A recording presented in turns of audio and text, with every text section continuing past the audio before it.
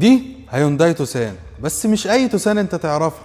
دي الفيس ليفت 2025 نسخة الدفع الرباعي 4 ويل درايف ان لاين. يلا بينا نشوف.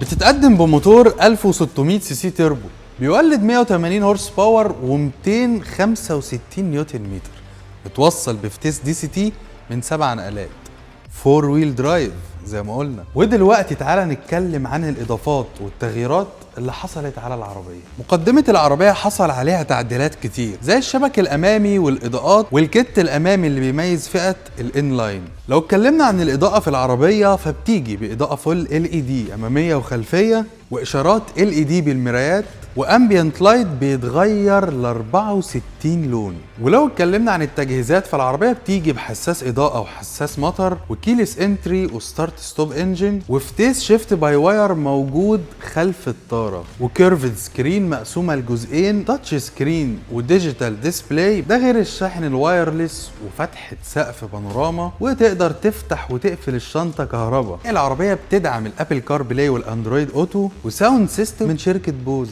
اما عن انظمه الامان فالعربيه بتيجي ب6 ايرباج وEBS وEBD وESP وهيل اسيست واوتو هولد، مع تاير بريشر مونيتور وكاميرات 360 درجه، والسنسورز الاماميه والخلفيه وبعض كده من انظمه مساعده السائق زي البلايند سبوت واللين كيب اسيست واللين فولوينج اسيست.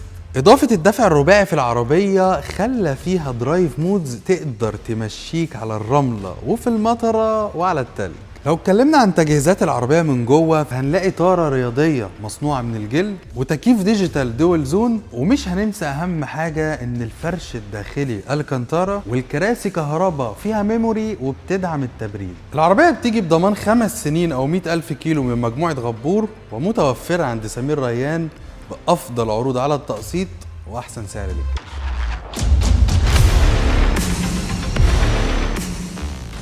دي هيونداي توسان، بس مش أي توسان أنت تعرفها. دي الفيس ليفت 2025 نسخة الدفع الرباعي 4 ويل درايف ان لاين. يلا بينا نشوف.